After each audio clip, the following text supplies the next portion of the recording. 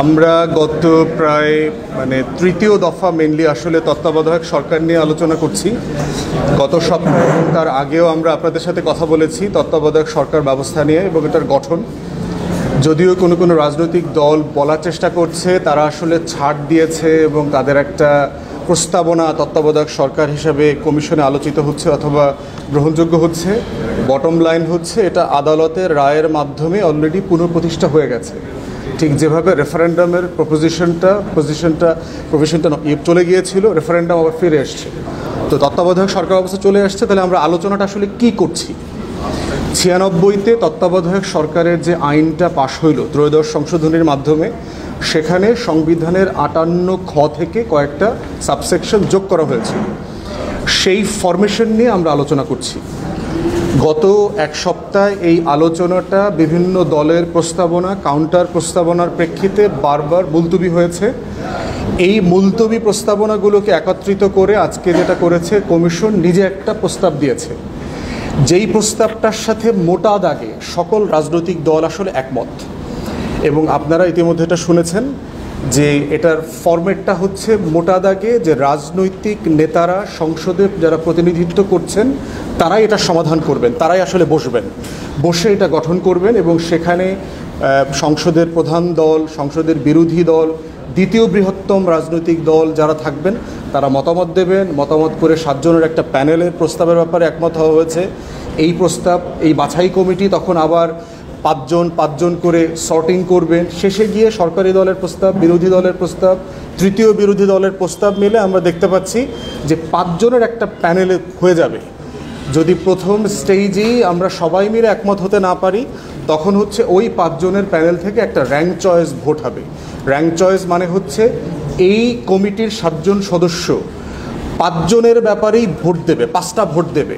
আমার প্রথম choice vote, আমার দ্বিতীয় চয়েস ভোট, মানে প্রথমত আমি তোমাকে চাই, দ্বিতীয়ত আমি তাকে চাই, তৃতীয়ত আমি ওনাকে চাই, চতুর্থত আমি সেই দূরের লোকটাকে চাই, আর পঞ্চমত আমি যাকে কেউ চায় নাই তাকে চাই। এই 5টা ভোটের ভিত্তিতে তখন এইটা আবার যোগ বিয়োগ হবে। এই ভিত্তিতে যেটা হবে, একটা জায়গাতে সলিউশন হয়ে যাবে যে প্রথম ভোটের ব্যাপারে না হলে দ্বিতীয় যিনি সর্বোচ্চ ভোট পাচ্ছেন, এই র্যাঙ্ক চয়েসের উপর ভিত্তি করে রেজলিউশন হয়ে যাবে। তো এইটার ব্যাপারে হচ্ছে যে কিছু ছোটোখাটো দ্বিমত আছে এখন পর্যন্ত। সেটা হচ্ছে যে সংসদে দ্বিতীয় বিরোধী দল তাকে ইনক্লুড করা হয়েছে প্রস্তাবনার কমিটিগুলোতে। প্রস্তাব আসছে যে যারা প্রতিনিধিত্বশীল রাজনৈতিক দল আছেন সংসদে,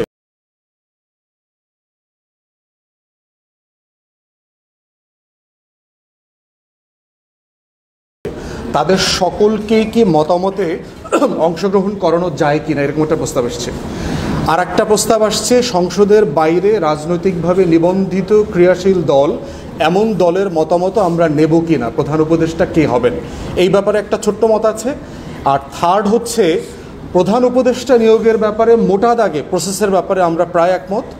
আর বাকি উপদেষ্টা যে কয়জন হবেন 15 জন, সেই 15 জন নিয়োগের ব্যাপারে কি এই একই বাছাই কমিটি মতামত দিয়ে ঠিক করবেন, না এটা পুরোটা এখতিয়ার আমরা প্রধান উপদেষ্টাকে দিয়ে দেব। এখন পর্যন্ত প্রস্তাবনা হচ্ছে প্রধান উপদেষ্টাকে দিয়ে দেওয়া। এবি পার্টির পক্ষ থেকে আমাদের কলিগ ব্যারিস্টার সানি প্রস্তাব করেছেন যে এইটার ব্যাপারেও বাকি উপদেষ্টা কারা হবেন সেখানেও বাছাই কমিটির একটা মতামত নেওয়া যেতে পারে, তবে সেটা প্রধান উপদেষ্টা নিতে বাধ্য নন। আবার আলোচনাতে এটাও এসছে চয়েস র্যাঙ্কে যাদের দ্বিতীয় নাম ছিল, তৃতীয় নাম ছিল, চতুর্থ নাম ছিল প্রধান উপদেষ্টা হওয়ার ব্যাপারে, তাদেরকেও আমরা উপদেষ্টা মণ্ডলীর সদস্য করে নিতে পারি কিনা। আলোচনাটা এখন এই জায়গাতে আছে, প্রায় 90% হয়ে গেছে। আমরা ধারণা করছি বাকিগুলো লাঞ্চের পরে কমিশন এই ফাঁকে একটু বসে বাকি প্রস্তাবনা করে এটা মোটামুটি আজকে আমরা একমত হয়ে যাব। কিন্তু এই যাওয়ার মধ্য থেকে মাথায় রাখতে হবে যে আরও অনেক গুরুত্বপূর্ণ জায়গা বাকি রয়ে গেছে। আজকের আলোচনা করবার বাইরে আমি একটা বিষয় আপনাদের দৃষ্টিতে আনতে চাই। আপনাদের হয়তো আজকে নজরে পড়েছে, জুলাই যোদ্ধা সংসদ নামে একটা প্ল্যাটফর্ম আজকে এখানে একটা মানববন্ধন করেছে ছোট আকারে সকালবেলা, যদি আপনাদের চোখে পড়ে থাকে। এবং তারা আমরা দেখলাম আগামী কয়েকদিনই এখানে আসবেন। জুলাই যোদ্ধা সংসদ হচ্ছে আহত এবং শহীদ পরিবারের সদস্যদের জন্য বেশ কিছু বিষয় ক্যাম্পেইন করছে। তারা তাদের দাবি মোতাবেক প্রায় 8000 সদস্য পরিবারকে রিপ্রেজেন্ট করেন, যেটা সংখ্যাটা বিশাল। আপনারা জানেন যে এখন পর্যন্ত নিবন্ধিত আহত পরিবারের সংখ্যা, আহত ব্যক্তির সংখ্যা হচ্ছে 14,000। আরও 1700 প্রক্রিয়াধীন আছে, বাকি আরও 3000 আহত জুলাই যোদ্ধার ব্যাপারে যাচাই বাছাই চলছে। তাদের অনেকগুলো দাবি আছে। তারা যে দাবিটা নিয়ে এসছে, জুলাই ঘোষণাপত্র এবং জুলাই সনদটা এই মাসের মধ্যে যেন করা হয়।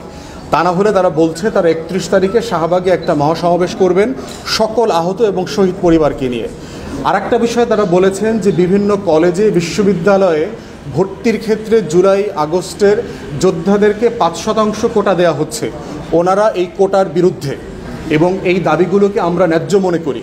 আমরা বোধ করছি যে এই কোটার বিরুদ্ধে আন্দোলন হয়েছে মেধার ভিত্তিতে একটা সমাজ এবং রাষ্ট্রকে গড়ে তোলবার যে আজাদির লড়াই আমাদের শত বছরের, যেটা 71 থেকে 24-এ বারবার ফিরে এসছে, এই কোটার বিরুদ্ধে জায়গাটা নিয়ে ওনারাও কথা বলছেন।